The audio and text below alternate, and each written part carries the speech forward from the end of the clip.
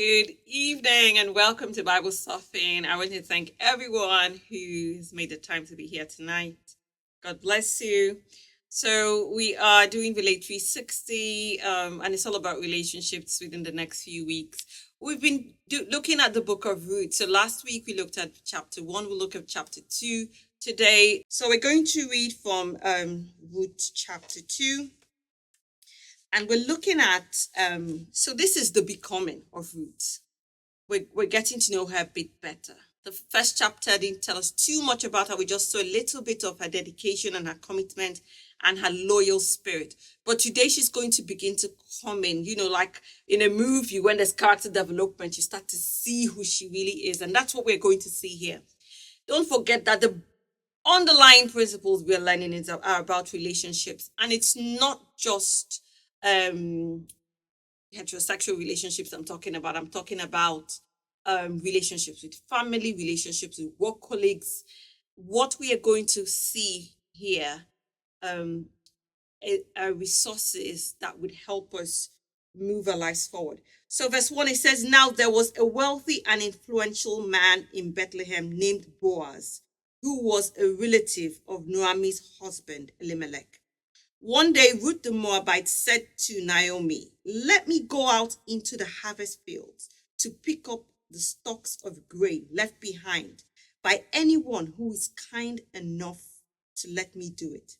Naomi replied, 'All right, my daughter, go ahead.' So Ruth went out to gather grain behind the harvesters, and it happened she found herself working in a field that belonged to Boaz, the relative of her father-in-law Elimelech. While she was there, Boaz arrived from Bethlehem and greeted the harvesters. 'The Lord be with you.'" Let me stop there so that we can just look at the first three verses. So this is the introduction. Verse 1 is introducing us to Boaz, a wealthy and influential man. But we'll leave it there because we're going to see a few things about him. He wasn't just a wealthy and influential man. He was a very special man. But, we're going to speak about him a little bit more. I want you to look at the initiative that Ruth took. Don't forget that she is a Moabite, so she's a stranger. It's like an immigrant in another country, a country that doesn't belong to her, and or is not where she's from originally. And she told her mother-in-law, "Let me go and start doing something. Let me go and start doing some things." These are the things that people look out for, even at work.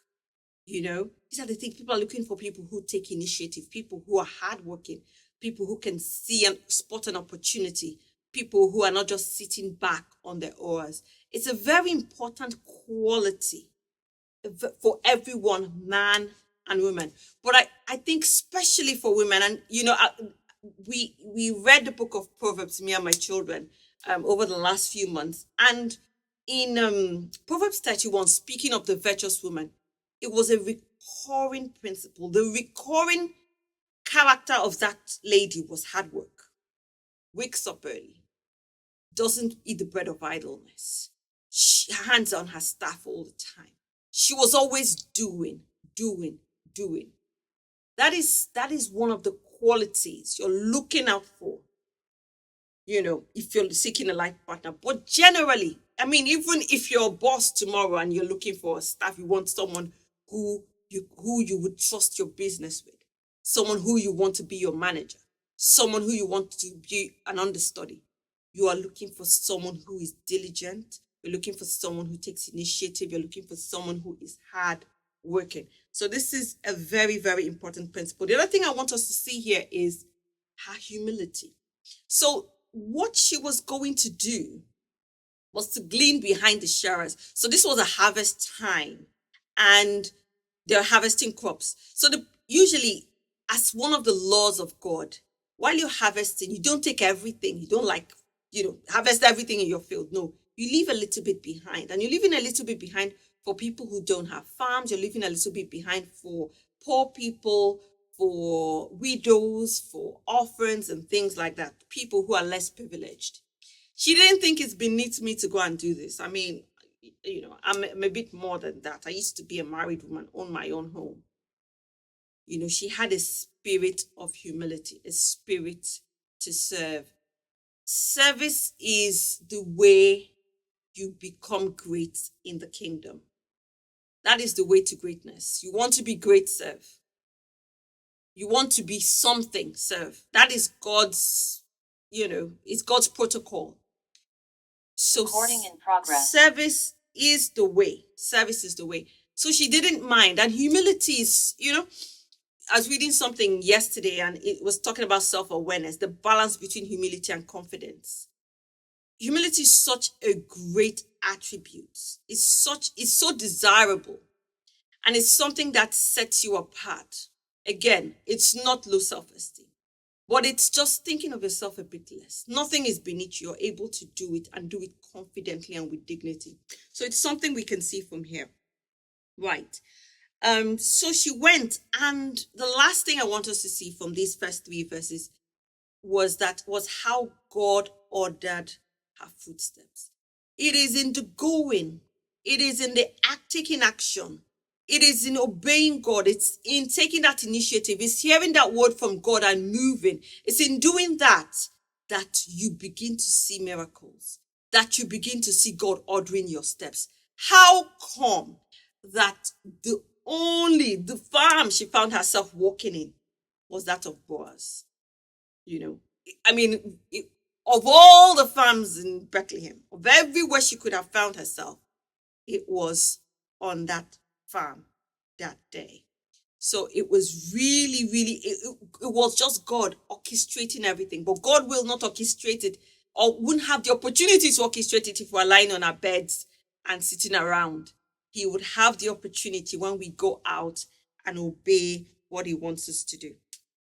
Right. So for many people, and I'm going to pull it back to relationships, especially for those of us believe in God for a life partner, believe in God for a pathway to be made for us. It is in the going. It is in the doing. It is in the being diligent. It's in the character development that we find ourselves where God wants us. So verse 4 says, while she was there, Boaz arrived from Bethlehem and greeted the harvesters. The Lord be with you, he said. The Lord bless you, the harvesters replied. Then Boaz asked the foreman, who is that young woman over there? Who does she belong to? And the foreman replied, she is the young woman from Moab who came back with Naomi. She asked me this morning if she could gather grain behind the harvesters. She has been hard at work ever since, except for a few minutes rest in the shelter. I want you to see the testimony. So this is the first time he's seen her, the testimony of Ruth. Of course, a foreigner comes into an area, a village. People know you because you stick out like a sore thumb, or people have heard the story. And she came into that farm or harvest ground, and she didn't say, okay, I'll just take a little bit and go home and rest. It was evident that she was hardworking, and he said she's been working all day. She just rested for a little bit. She's been working all day. It also tells us that people are watching us. People are looking at us, even though it may not appear. Sometimes you sit back and wonder, when I'm not in the office, what do people say about me? And I'm not saying this in, like the malicious people. No, what do people honestly testify about you? You want that dodgy's work? What do people say? And it was great. It was great that the testimony about Ruth was hard work. She's been working very, very hard. She's been dedicated to what she was doing. The last thing I want to say from these few verses is Boaz. As I said, very remarkable person. See how, the gracious way he came in, greeted his people.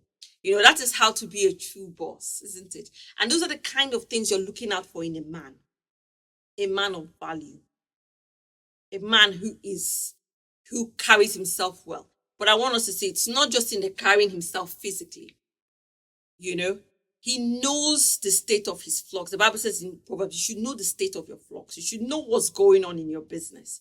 He came in, this person looks odd. Who is this person? He didn't just say, they can take care of business. He knew exactly what he had and what was going on where he was. So he was, as I said, very remarkable, very understanding, knew what he was doing. And then let us see how kindly he spoke to Ruth. So verse 8, he said, Boaz went over to Ruth. He said, listen, my daughter, stay right here with us when you gather grain. Don't go to any other field. Stay right behind the young women working in my field. See which part of the field they're harvesting and then follow them. I have warned the young men not to treat you roughly. And when you are thirsty, help yourself to water they have drawn from the well. Again, characteristics of a really, really great man. He's coming, direction, so he's showing leadership, protection, provision. So these are things you're looking out for. If you're looking for a spouse, if you want to spot someone, this is it. He comes into a place, he's in control. He's looking for a way to provide. This is someone he doesn't know. He doesn't know, well, he's just seen her for the first time. But he wants to make sure that she's protected. He wants to make sure that she's provided for. So these are very, very good attributes to look out for. Verse 10 says, Ruth fell at his feet and thanked him warmly. What have I done to deserve such kindness? She said, I am only a foreigner.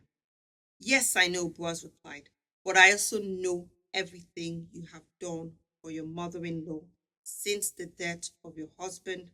I have heard how you left your father and mother and your own land to live here among complete strangers.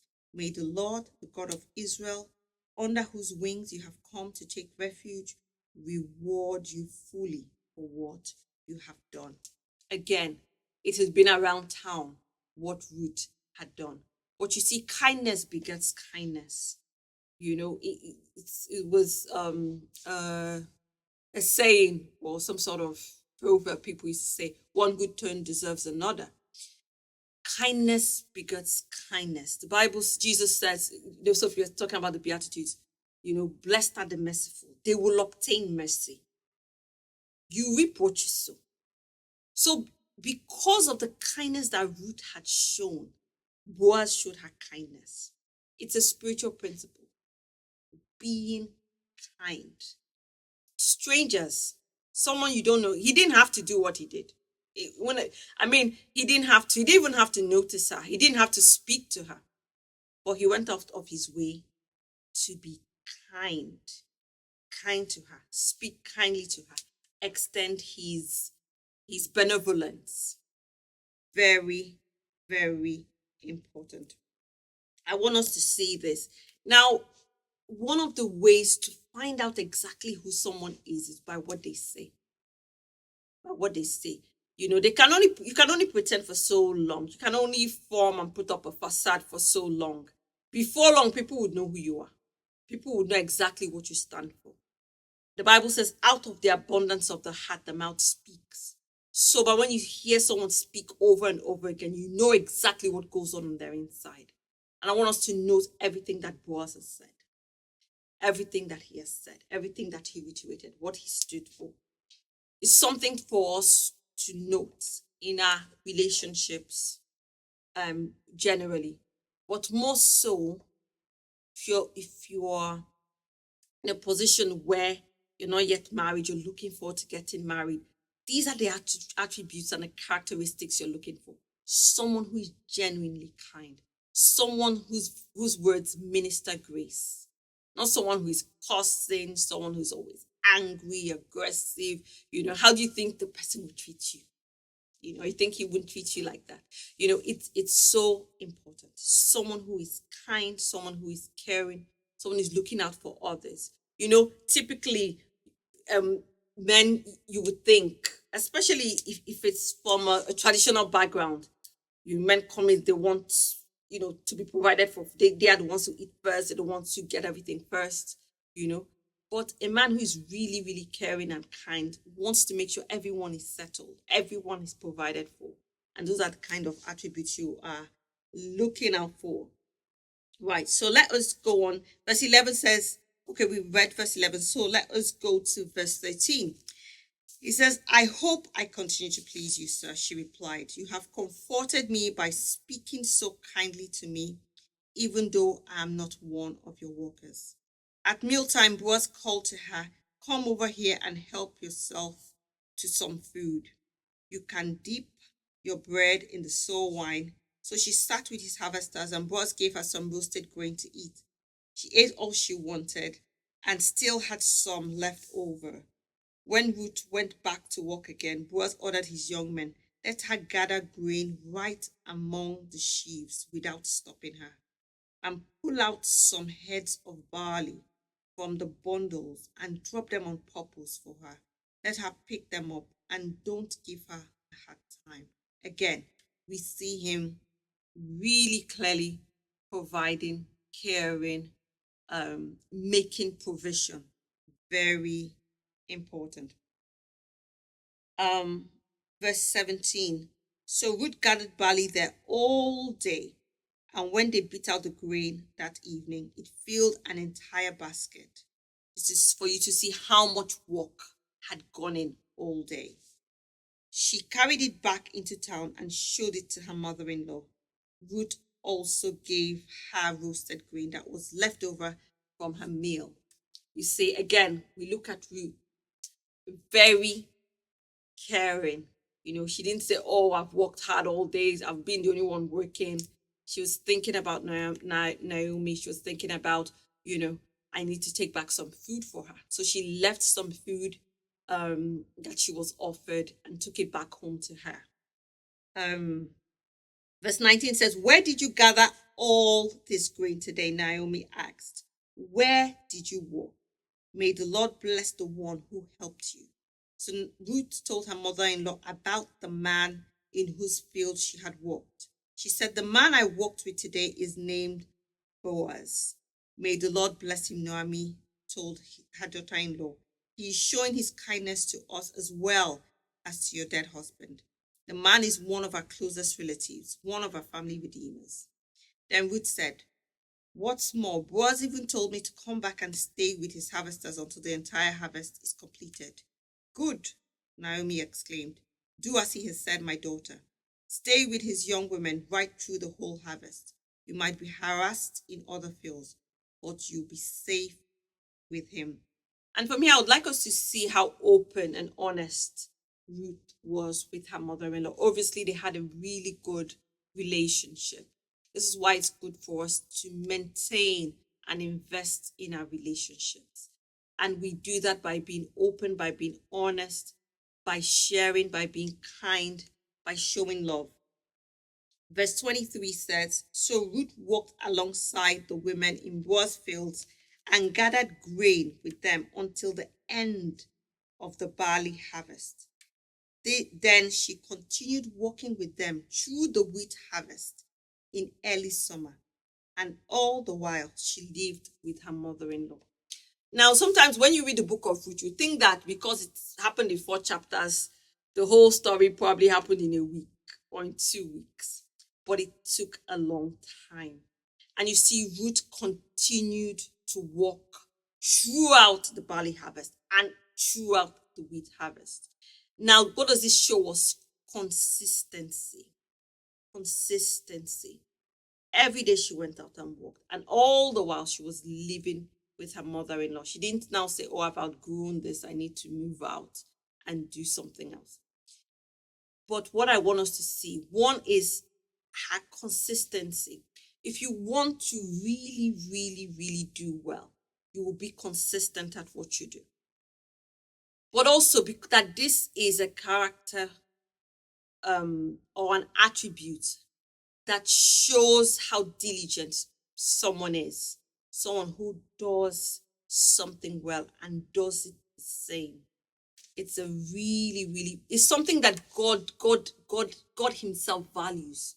God values consistency. God values you coming every day to him. God values you praying. God values you taking time to study his word. That is how we grow and develop as Christians.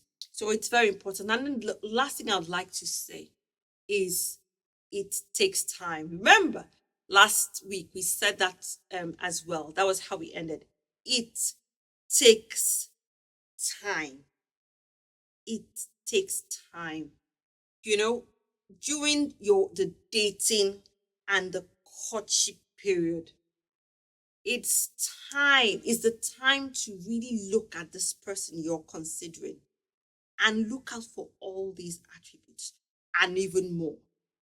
But that is a time to really look, because marriage is, it's not a sprint. I don't even want to say it's a marathon. It's maybe an ultra marathon. It's a really a long distance race. It's really long.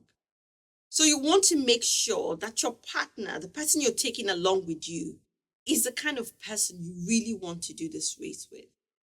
So you're looking out for all these qualities and more. You're looking out for all. So it takes time. It takes time for God to make a person. It takes time for people also to come into their own. These may be things that you're learning. You might look at your life and say, is this thing there? Is it not there? And you might want to start to work on. It takes time. So you must give yourself grace, but you must be consistent in self-developing. You want to be that person. You want to be that person that people can look at and say, wow. You want to be that person. You want to be that person that people, who used to know you will meet you and say, oh my God, you've really changed. Oh, I can't believe this is you. But it's the work that you've done on yourself, and it takes time. It takes time for us to align fully with God, and it takes time for God to truly, it's not because of him, it's because of us. It's not because it takes time for God. It's not because God cannot, but because of how we are. It takes time for us to align fully, to learn obedience, to learn humility, to learn sacrifice. It takes time.